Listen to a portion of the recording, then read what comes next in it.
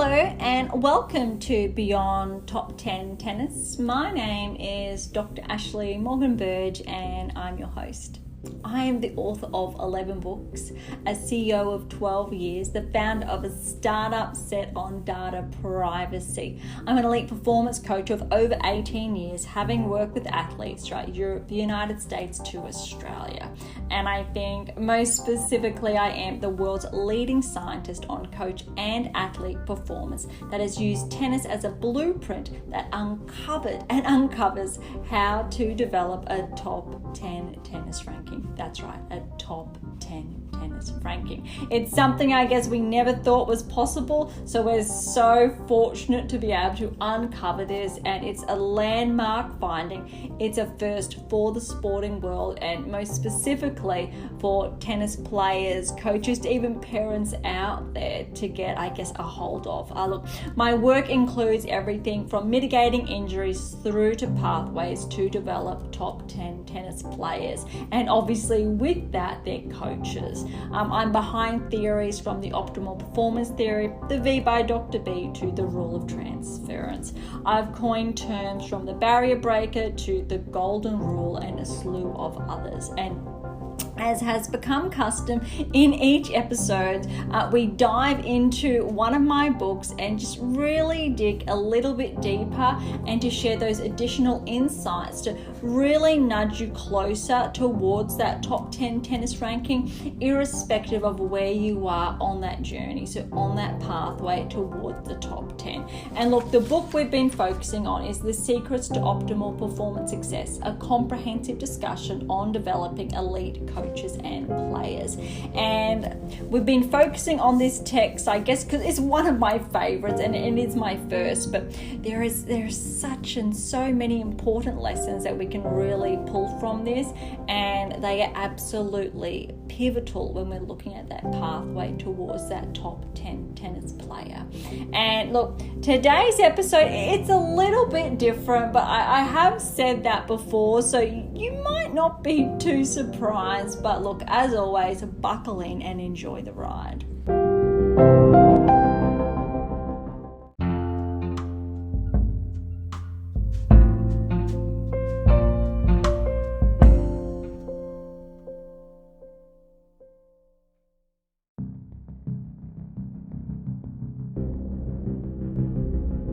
Thank you so much for tuning in today. Look, today's episode is on education and its role in aspiring athletes. And look, if you want to follow along, we're on page 145. And like I said in the intro, this has to be one of my favorite books because of the lessons in there. And look, it's designed and was written, I guess, for everyone, whether you are that player or coach or you're that parent or guardian. There are really those fundamental steps in here when we're looking at especially that pathway. But to get on that pathway and to stay on that pathway, we also need to be mindful of mitigating injuries, which essentially means removing injuries. We don't want to have that roadblock, then roadblock, then roadblock.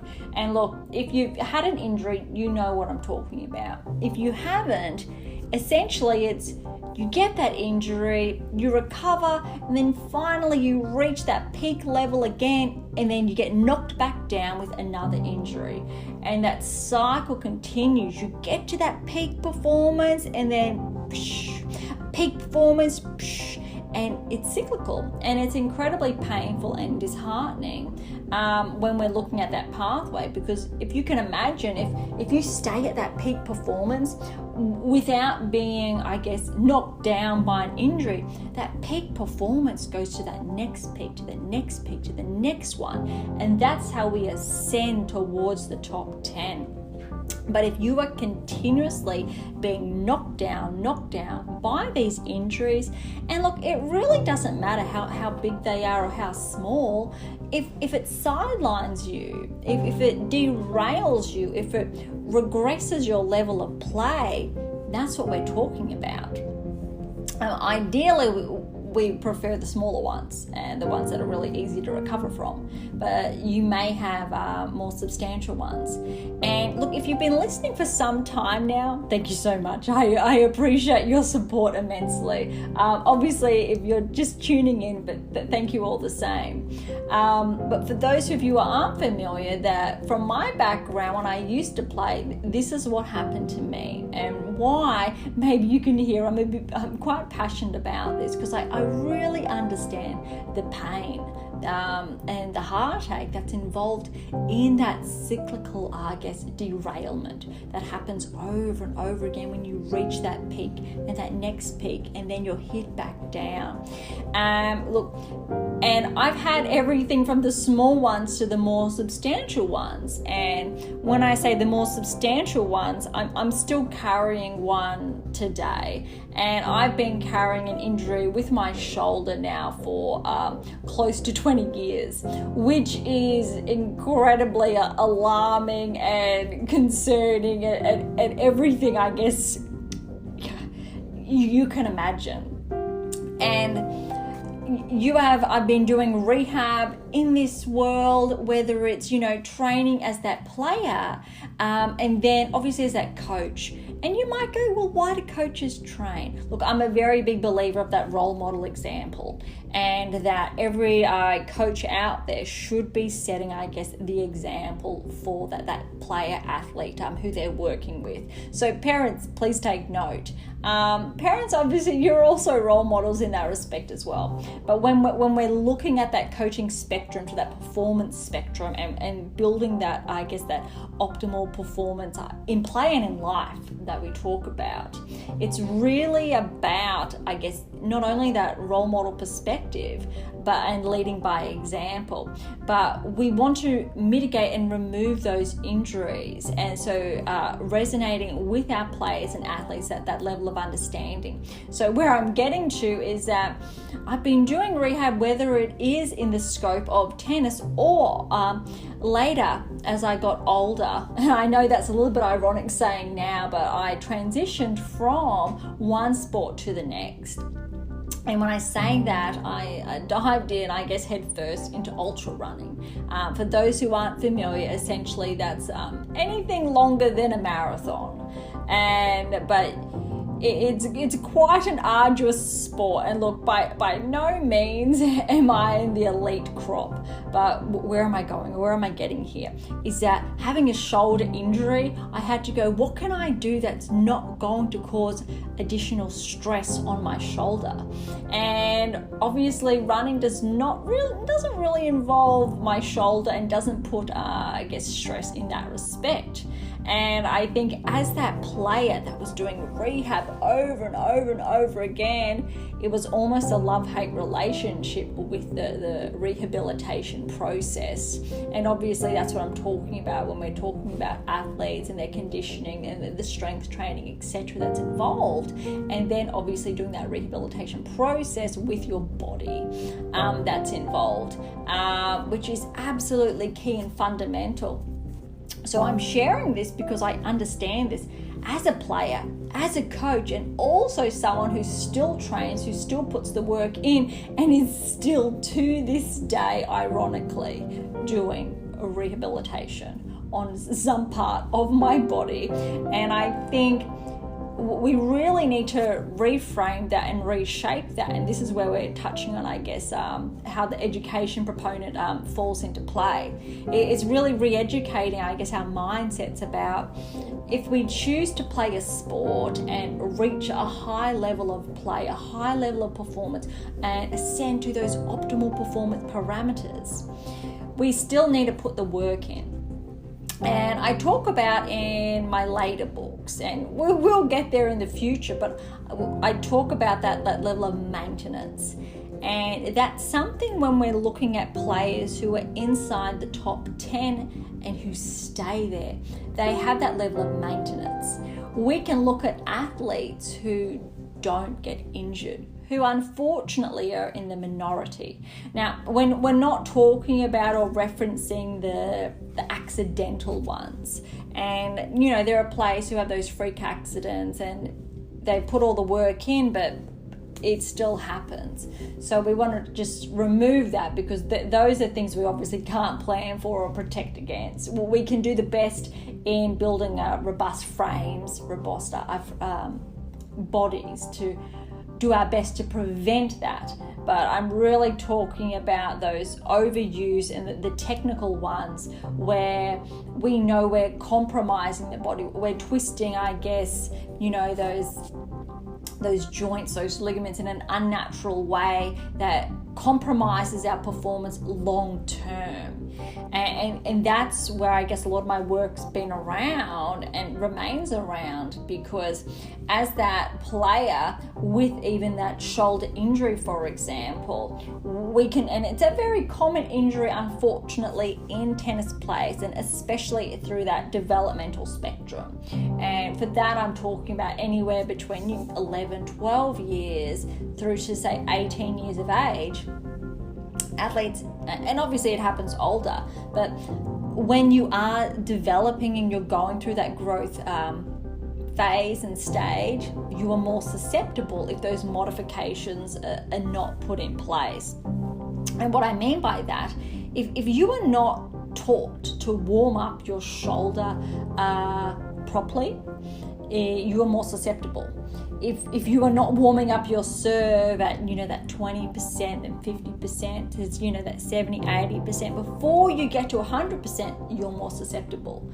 If you are not taught the specifics of where that ball needs to go, for example, without compromising other parts of your body, you are more susceptible.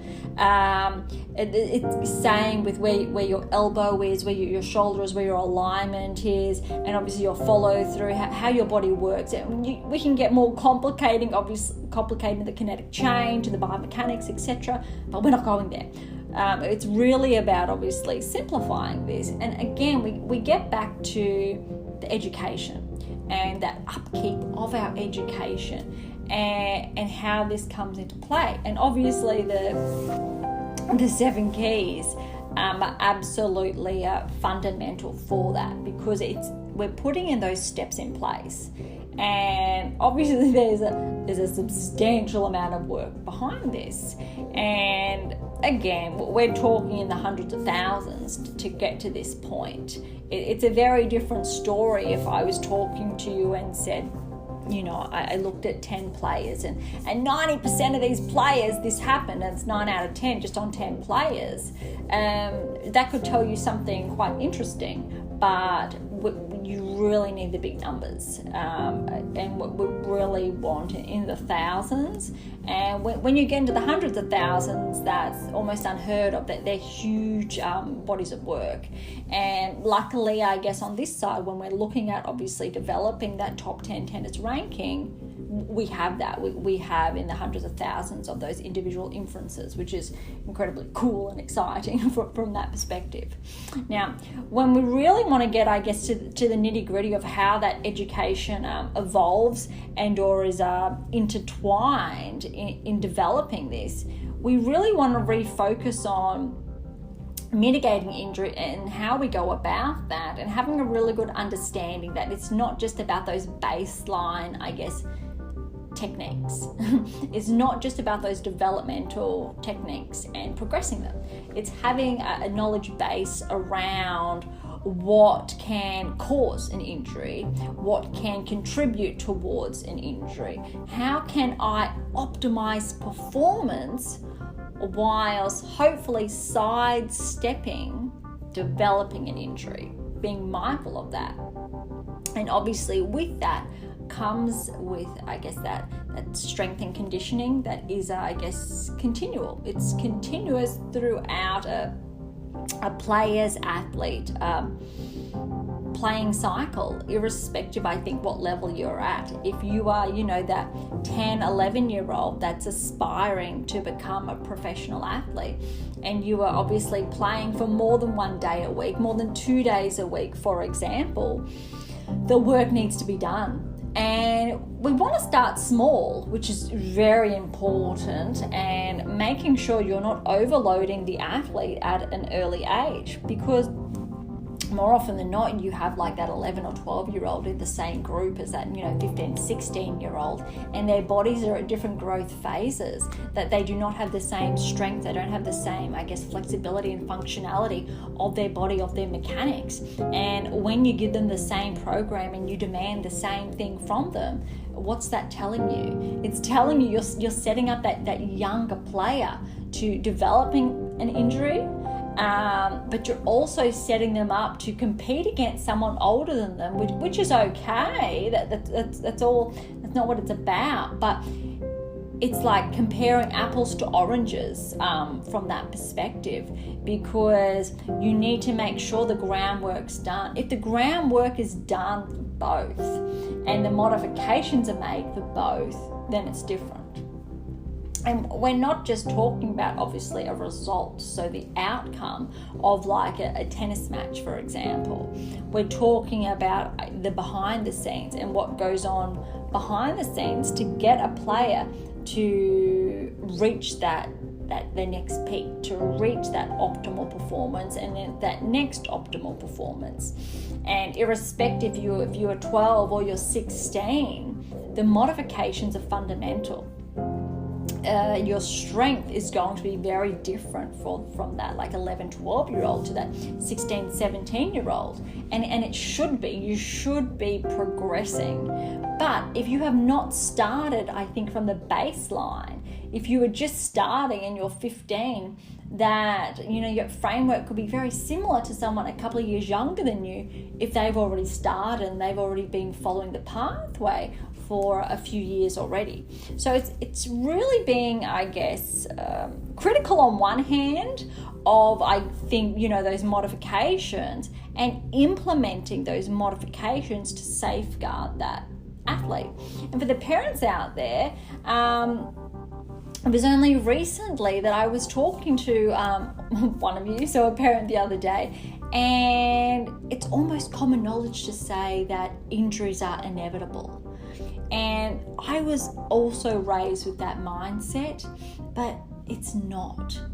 That's not the case. And for coaches out there, players out there, it's not the case. If you are developing an injury, there is a level of negligence there, which is a really scary word, but I get really serious about this because, one, I've been carrying an injury now for 20 years that could have been avoided if that work was done.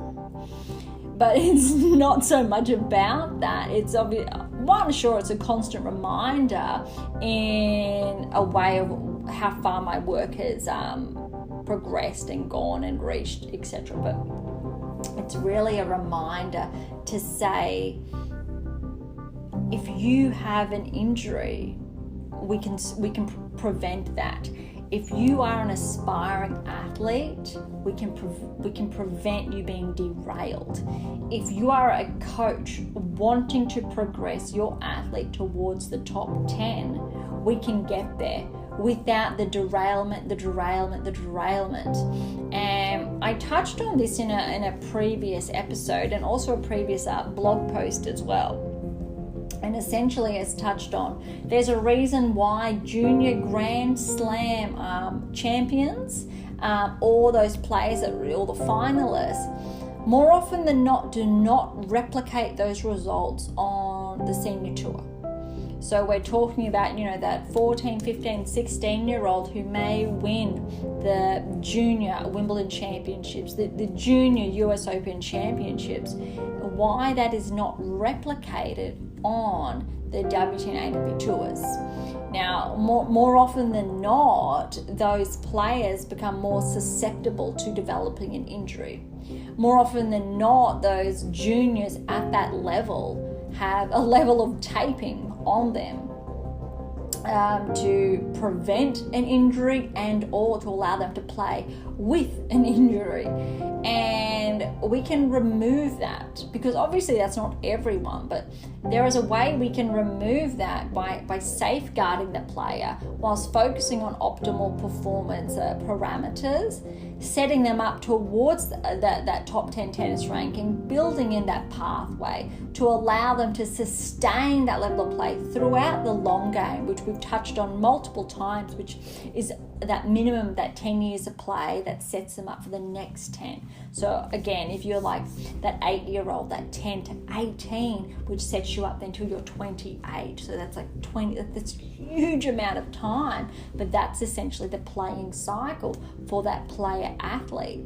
And if you do that right and you have longevity on your side, then you might be lucky for that extra 10. So that's obviously playing until, say, 38, which in a good way, we are seeing that more often we have seen in the last, I think, decade, whereas in previous decades, that wasn't so much the case. But it shows us that the human body is capable of lasting with newer technologies that have come out. So we're talking obviously about rackets, strings, balls, different court surfaces, etc., and the strength and conditioning, the work that can be done to better safeguard the player. But when we're looking at those players who are at those academies, who are ranked or 800 in the world, 500 in the world, they want to progress towards the top 10, the work that needs to be done, that's what we're talking about to get you there without being derailed.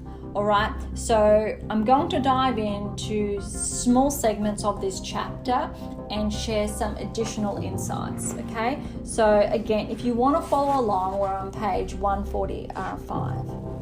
Education and its role in aspiring athletes.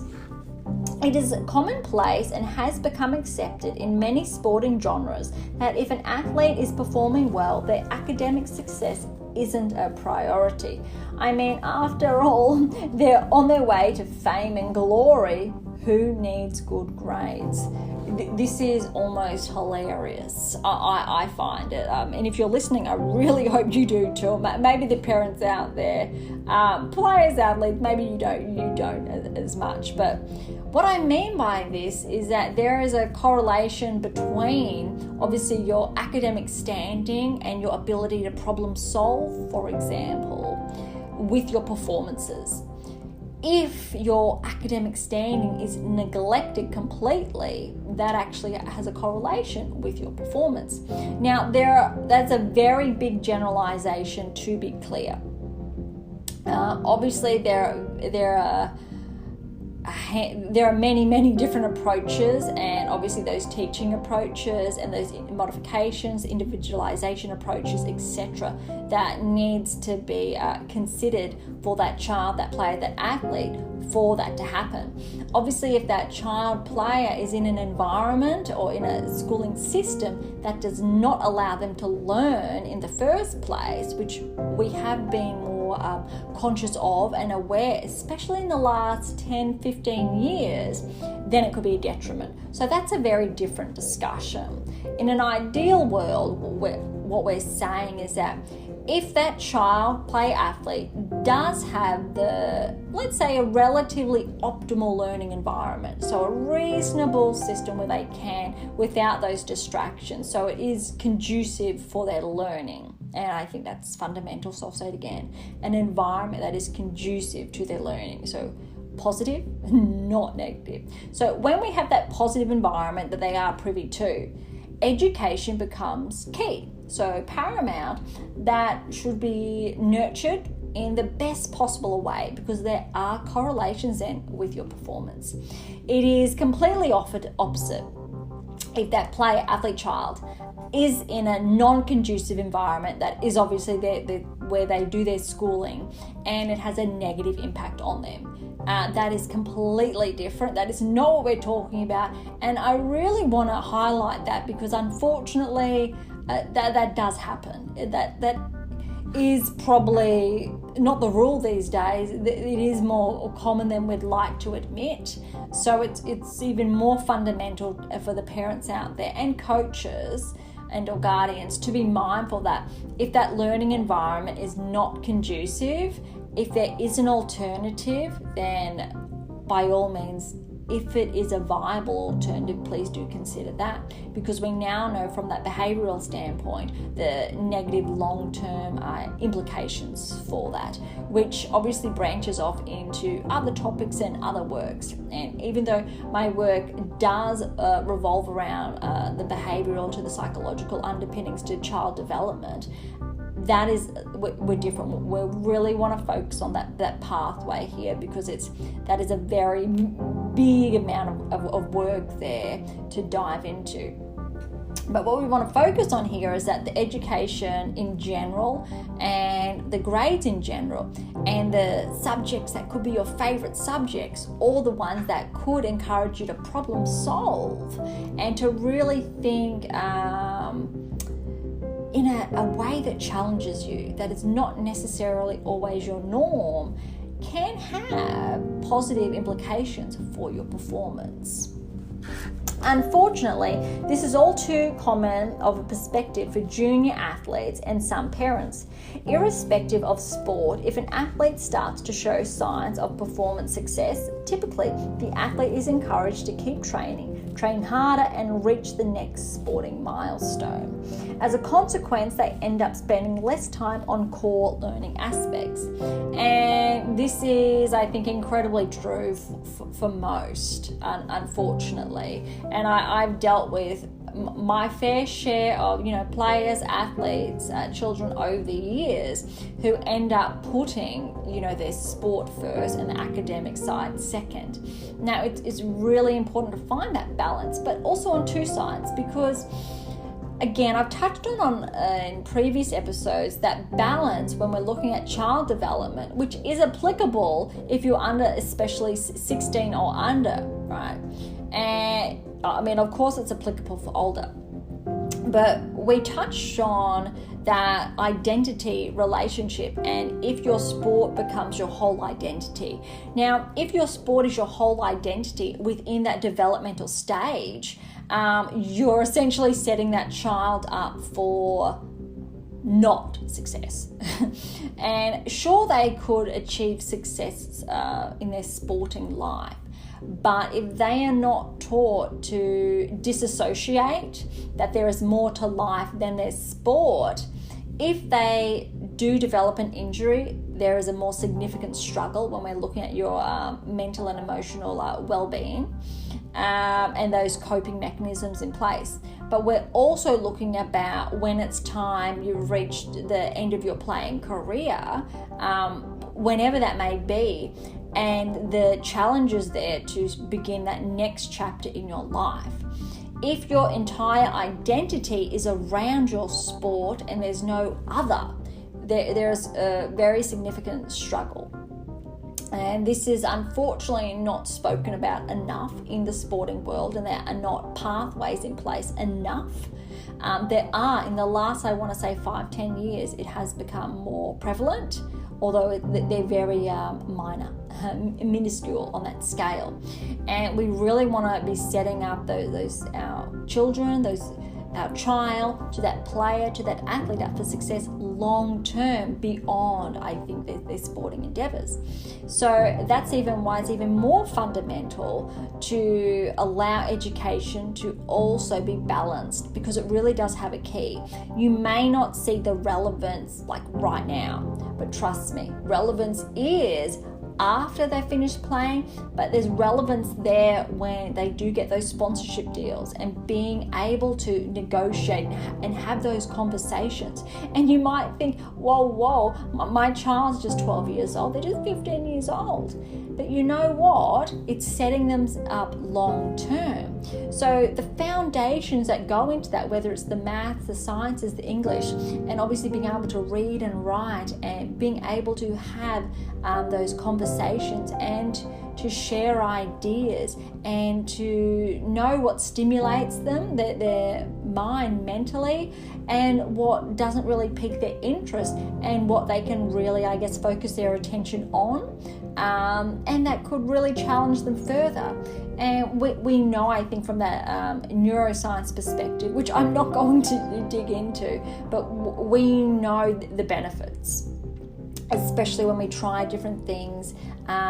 We work on those weaknesses in that respect, and obviously our strengths. And we're looking at this from that mental perspective, but also that learning dynamic. So there is a framework there that obviously is conducive to building those optimal performances. So often, or more than not, is the other side of a junior sports person, the biggest side of their formative years, the most significant learning tool they're exposed to, and the one thing that can teach them things that their sport cannot, their education. And that education, it's there. The sport does not teach them everything. Sport is incredible in so many ways, but it is not a replacement for that your education. Now again, it's very important to be clear that we're talking about that conducive, that positive education environment. If that is a negative and not conducive, then if available steps are there that you can look at taking, I would encourage you to do so, because no child, if they're exposed to a negative learning environment, can reach their peak learning curve with that. Every child is capable of exceeding towards whatever is their peak for them, but if they are not given, those tools, the environment to excel, that's obviously a very big discussion about, the disadvantage and why that happens, and we really need to be mindful that it's not a choice. And it's not, it's a very big can of worms I'm not going to get into, but it's very important to be mindful when we're looking at that scope of education and the relevance and how it can empower our performance, that when we can put them hand in hand together, they really can benefit the athlete, that player as a whole. It is arguable that sport teaches certain things that a classroom cannot. This is something I agree with in its entirety. Perhaps slightly biased, but through sport, the lessons that are inadvertently learned by interacting with peers outside the typical school social group, the discipline required to commit to a routine training schedule, or simply the general health and well-being associated with sport participation, to name merely a few life lessons, are all beneficial in the real world outside the classroom. And I think that is so incredibly powerful that we really want to probably finish on here, because when we're looking at the lessons that we can learn from sport, it is exponential. Though there is no comparison there when we're looking at the classroom, because that is a different learning environment, so a different learning structure. Now, again, some children are going to excel in one or the other or both, but they really can in both if those modifications are made, and that's really what it's all about. The most exciting part about finding how to develop that top 10 tennis ranking, it's really also saying, one of my theories coined is the rule of transference, which really touches on how we can transfer developing that top 10 tennis ranking in life, which the 7 keys, so the 7 keys to optimize my life, it just shares how. Because even though its obviously premise is tennis and uses tennis in that respect, it also goes, if we know these lessons in tennis, we can amplify our performance in tennis. We have this roadmap that we really know that was backed by the data. We know it's backed by the science. It's just, we know this, but we also know how we can transfer this to achieve optimal results in other sports, whether it's basketball, netball, cricket, swimming. We know how you can do that, and tennis, above all else, has been used to fuel that, which is incredibly exciting and powerful for all the tennis lovers out there. That is, in the best possible way, something our sport has been able to afford us. Though when we look on a more broader scale, we go, the lessons we can also learn from tennis and in life, they help us exponentially. Though we can also argue then that when we look at our education structure, that framework, so our schooling system, how we can transfer that into our sport. Now, I know that's a play on words and a reversal there, hopefully in the best possible way, but what we know and that says is that we can optimize our performance even more so when we have that conducive environment. And that is why it's so pivotal to have that learning environment that works best for you. So if you are a coach listening, you know what works best for you. You, if you're that parent and or guardian, you know what works best for you.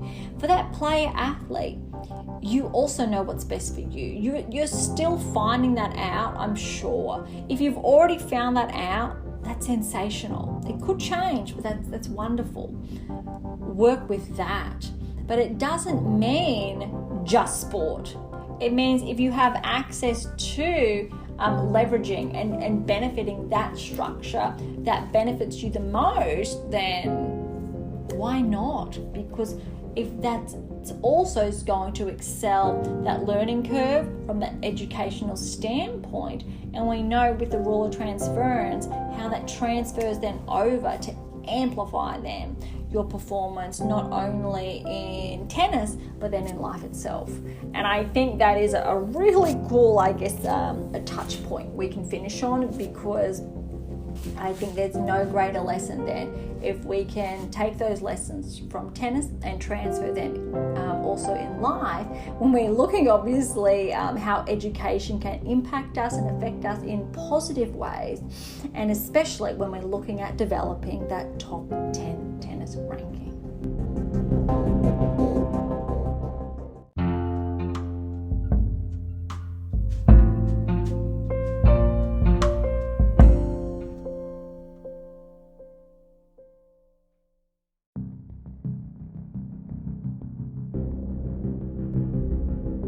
Thank you so much for listening today. Look, to grab a copy of The Secrets to Optimal Performance Success, head on over to AM8 International. That is am8international.com. For any comments or questions, head on over to AM8 as well, or Topic Thread. That is the only social network I'm on. I will leave all the links in the episode notes. For something a little bit different, my fictional release is on Pink Octopus Books. So those links are also in the show notes. If you enjoyed today's episode, please subscribe, like, follow. That'd be absolutely phenomenal. If you loved us enough, 5 stars would be sensational. But please do reach out to us. Beyond Top 10 Tennis is now on, whether it's Threads, Instagram, Twitter, Medium to TikTok. Come and say hi, and that would be absolutely wonderful. And feedback there as well is sensational. And look, if you are listening to us on Spotify, you can access our polls to questions that we have each and every episode. And I personally will be looking at them, and they would be wonderful also to address, and they really help us shape future episodes. So I think on that note, I am so grateful for you tuning in. Thank you so much. I really hope you got those gold nuggets out and those key takeaways. Thank you so much for tuning in. And look, as always, I'm your host, Dr. Ashley Morgan Berge. This is Beyond Top 10 Tennis, and I'll see you next time.